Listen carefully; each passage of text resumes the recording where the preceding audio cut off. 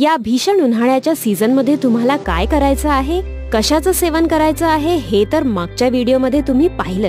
आता ह्या व्हिडिओमध्ये आपण पाहणार आहोत की आपल्याला कशापासून दूर राहायचंय आणि कशाचं सेवन टाळायचंय. गरम वातावरणातून थंड वातावरणात आल्यावर लगेच पाणी पिऊ नका. किमान 10 ते 15 मिनिटं थांबा.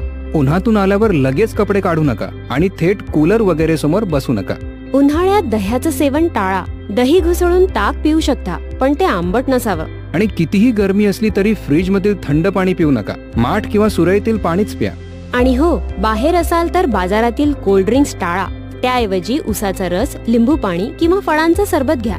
रात्री उशिरापर्यंत जागरण करू नका आणि सकाळी उशिरापर्यंत झोपून राहू नका. खूप जास्त व्यायाम किंवा मेहनतीचं काम करू नका. अति उपवास करू नका, पण सक्षम व्यक्तींनी निर्जला एकादशीचा उपवास नक्की करावा.